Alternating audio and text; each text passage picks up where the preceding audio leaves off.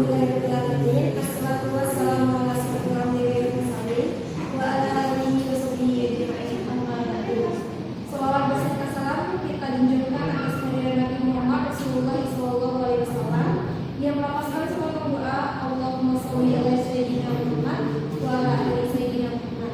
Yang sama-sama kita hormati Bapak Muhammad Teguh Berlian, MTI, dan teman-teman seperjuangan. Untuk mempercepat waktu, masuk kita ke judul kelompok kami, yaitu pengembangan sistem informasi akademik atau SIAKA UI Menunjuk Padang. Kami dari kelompok 5 yang beranggotakan Ayu Husni, Muhammad Nabil, Buta Ramadhani, Saiful Mari, Nashwa Ayu Asturi, dan Melani Nuraliza. Baiklah, masuk kita ke penjelasan materinya yang akan dijelaskan oleh saudari Nashwa Ayu Asturi. Kepada saudari tersebut dipersilakan. Baiklah teman-teman, saya di sini Nashwa Ayu Asturi akan membawakan materi pertama, yaitu pada saat ini kita dihadapkan oleh sebuah kasus di mana UI Menunjuk Padang ingin memperbaharui sistem akademiknya, di mana sistem akademik yang lama yang masih bergantung pada sistem Sevima akan dibuatkan sistem akademik yang baru dan melepas diri dari sistem Sevima tersebut. Nah, tujuannya apa? Tujuannya yaitu agar UI Menunjuk Padang memiliki kontrol dan akses yang penuh terhadap seluruh data mahasiswa, dosen, dan seluruh karyawan tenaga kerja di UI Menunjuk Padang. Dan juga selain itu, UI Menunjuk Padang bisa menghemat biaya untuk di masa depan. Nah, kelompok kami sudah mendiskusikan apa-apa saja tantangan yang akan dihadapkan oleh UI Menunjuk Padang, di mana tantangan utamanya yaitu ada migrasi data kompleks, di mana perpindahan data dari Sevima ke SIAKA yang baru akan memerlukan pemetaan database yang terstruktur dan teliti dan juga skrip etika yang akurat. Pada tantangan yang kedua yaitu risiko inklusi data vital mahasiswa, dosen, dan akademik tidak boleh hilang, berubah ataupun terjadinya korup selama proses migrasi. Tantangan yang ketiga ada kontinuitas operasional. Pada operasional akademik, saat pembaharuan operasional akademik tadi tidak boleh terganggu, artinya sistem terus berjalan walaupun proses migrasi sedang berlangsung. Nah, tantangan ini, pada tantangan ini kelompok kami sudah mengelompokkan struktur tim proyek yang inti untuk mengatasi masalah tersebut. Nah, struktur tim inti proyeknya ada 5, yaitu yang pertama ada project manager. Project manager adalah manajer utama yang memastikan kontinuitas berlangsung dan menyusun jadwal dan juga mengelola ekspektasi stakeholder. Yang kedua, terletak di data migration specialist. Nah, ahli migrasi data yang menganalisis Sevima, memetakan struktur data dan menuliskan script ETL untuk transfer data yang akurat. Yang ketiga, ada developer, back-end, dan front-end. Nah, membangun fitur konsumisasi, Kaswin, dan setiap menerima data yang dimigrasikan oleh data spesialis. Yang keempat ada IATSR, di mana mitra utama data spesialis yang memvalidasi 100% data vital tidak hilang, berubah, atau korup. Nah, yang kelima ada support staff, di mana garda terdepan kontinuitas operasional yang menyusun panduan, melatih pengguna, dan mengelola helpdesk saat go live. Nah, sekian materi dari saya. Selanjutnya saya berikan kepada Melani. Kita masuk ke fase yang sangat krusial, yaitu kita akan membahas estimasi kebutuhan SDM dan alokasi waktu, yang dimana proyek ini dirancang untuk berjalan selama 12 bulan dan dengan alokasi tim yang disesuaikan agar dinamis dan bisa menyesuaikan fase-fase yang ada. Nah, seperti teman-teman lihat di depan ini adalah tabel dari alokasi tersebut, yang dimana pada proyek pertama yaitu pada bulan pertama sampai bulan kedua, yang dimana ini adalah fase inisiasi dan analisis. Di sini yang berperan itu ada project manager, data migration specialist, back-end developer, yang dimana project manager akan langsung mengawal project dan jaga kontinuitas operasional. Yang fokus utamanya itu ada pada data migration specialist, yang dimana mereka akan mulai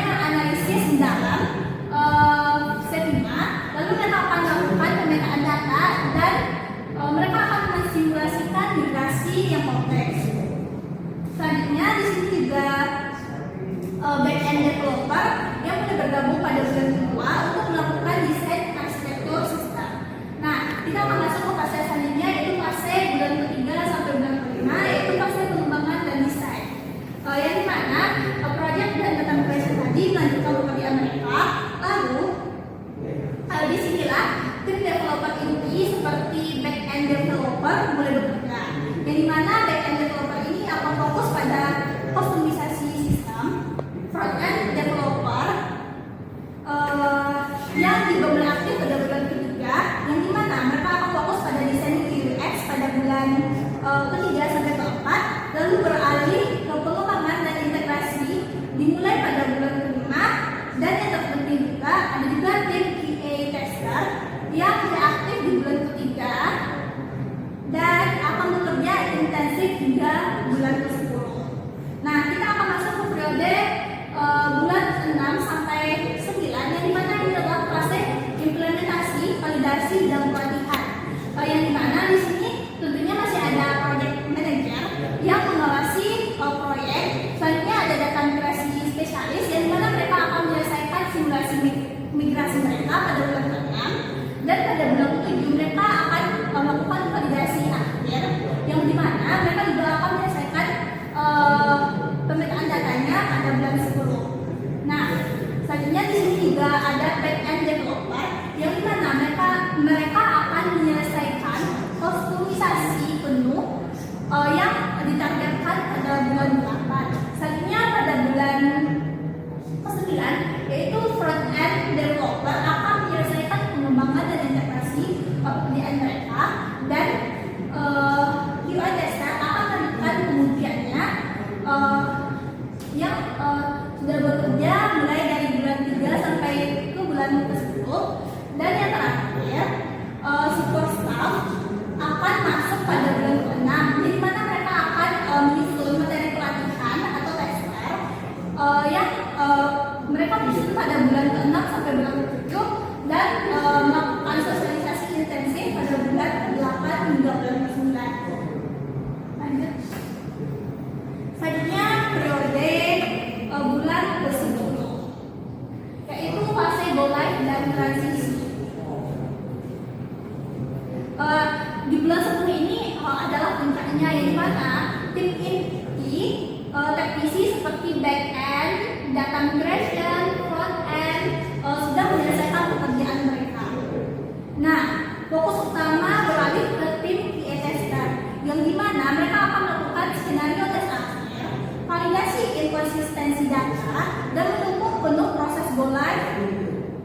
Dan selanjutnya tim support staff akan memberikan helpdesk penuh selama masa transisi ini.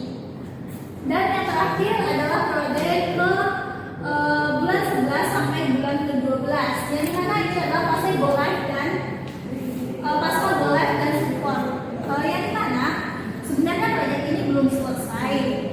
Di sini project manager akan tetap mengawal proyek hingga penutupan penuh pada bulan ke-12.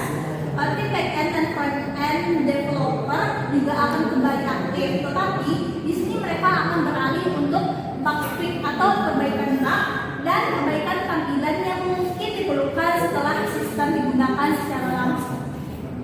Mungkin hanya itu penjelasan dari saya.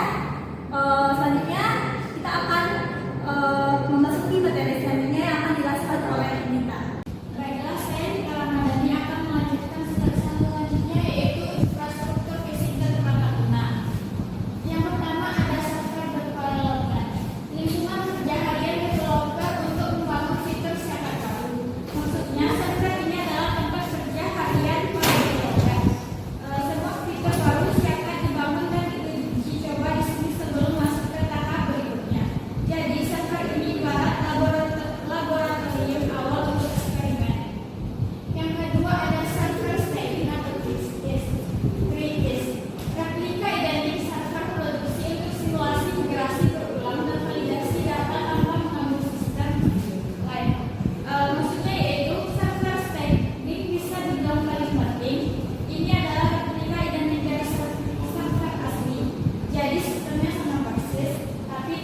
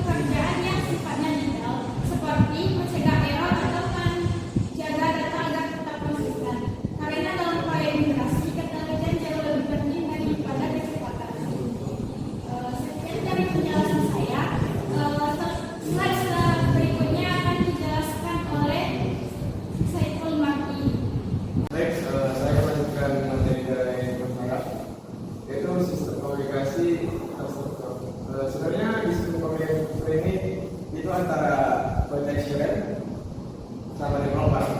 Jadi permasalahan dari orang yang itu sering miskom.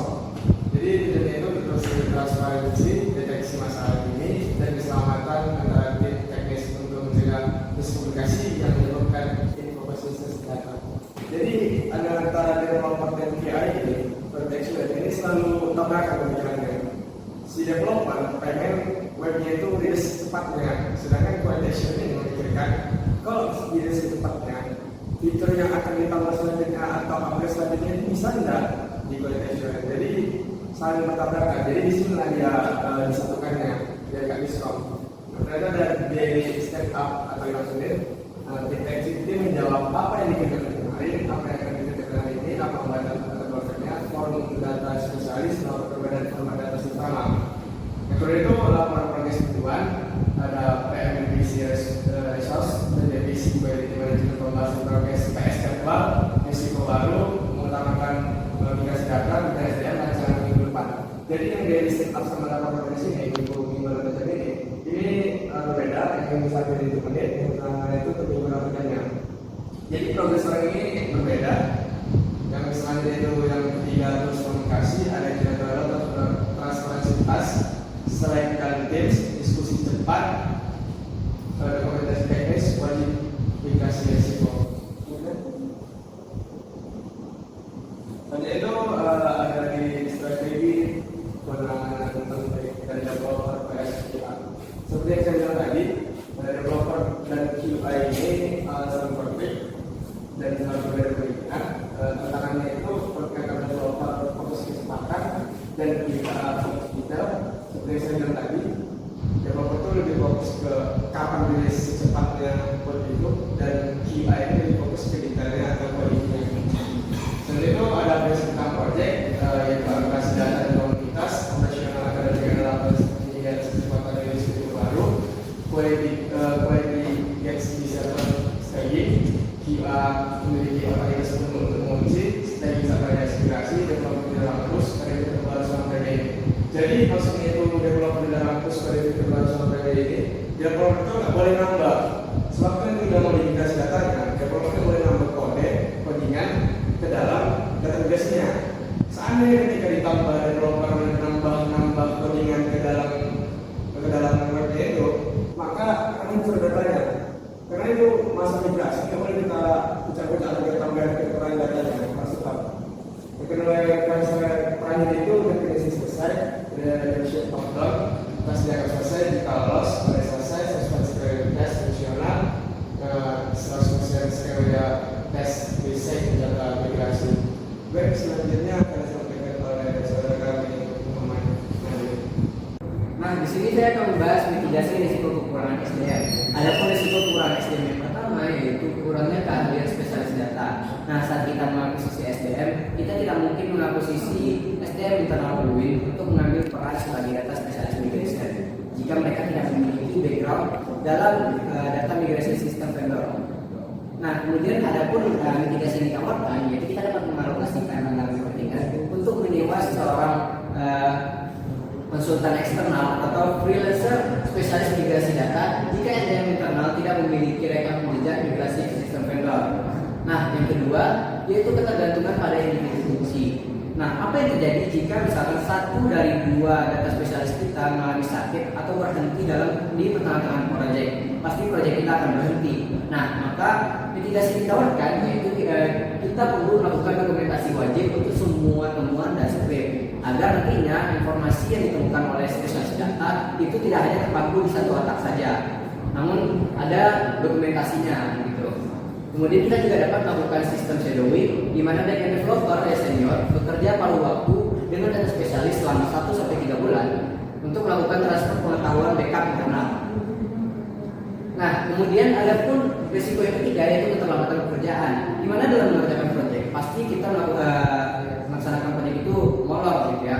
Kemudian ada pun mitigasi yang ditawarkan yaitu kita dapat mengajukan PM untuk mengalihkan support staff untuk membantu QA melakukan pengujian manual dasar agar QA fokus pada bug mitigasi yang kompleks. Nah, selanjutnya yaitu contoh kasus penyelesaian konflik developer dengan QA, di mana kasusnya di sini yaitu developer ingin merilis fitur KRS online yang sesuai jadwal. Namun QA di sini menemukan 2% data nilai mahasiswa yang korup dari mitigasi SEFIMA dan harusnya isolasi server staging. Nah, kemudian ada pun tahapan penyelesaiannya. Di sini yang pertama fasilitasi pertemuan PM, di mana PM memanggil kedua pimpinan untuk melakukan mediasi. Selanjutnya validasi kebutuhan, yaitu PM mengapresiasi kerja cepat developer dan ketelitian QA untuk menemukan inkonsistensi kritis. Nah, pada tahap selanjutnya yaitu kita kembalikan lagi ke prinsip utama, di mana rilis di atas data korup sama dengan kekacauan akademik, sehingga akurasi data terganggu, gitu kan. Jika akurasi data bagus, maka sistem ini bisa cepat rilis, gitu. Kemudian tahapan selanjutnya yaitu keputusan win-win solution, di mana QA fokus isolasi dan investigasi data korup. Nah, kemudian developer memulai coding fitur transkrip nilai di development server, yang kemudian KRS online masuk kepada antrian QA setelah data 100% bersih. Nah, mungkin segitu saja yang dapat saya sampaikan. Selanjutnya saya kembalikan kepada moderator. Baiklah, selanjutnya itu di bagian kesimpulan, di mana kesimpulan pada materi kelompok kami kali ini yaitu presentasi ini memiliki rencana manajemen sumber daya untuk pengembangan siaran UI Manggon Jawa Padang selama 12 bulan. Fokus utama rancangan ini itu mengatasi 3 tantangan kritis, di mana itu ada migrasi data yang komplit dari sistem SEFIMA, pencegahan inkonsistensi data, dan penjagaan kontinuitas operasional akademik selama transisi. Proyek ini juga menetapkan prinsip fundamental bahwa akurasi data dan kontinuitas operasional adalah prioritas tertinggi. Mengalahkan kecepatan virus fitur untuk menegakkan hal ini, strategi kunci yang diterapkan meliputi pembentukan TID yang jelas, penggunaan server strategi khusus untuk validasi migrasi berulang, pemberian otoritas penuh pada tim QA untuk memvalidasi data, dan penerapan sistem komunikasi terstruktur. Baiklah, sekian materi penjelasan dari kelompok kami. Jika ada kata salah dan penjelasan yang kurang dipahami, kami mohon maaf. Assalamualaikum warahmatullahi wabarakatuh.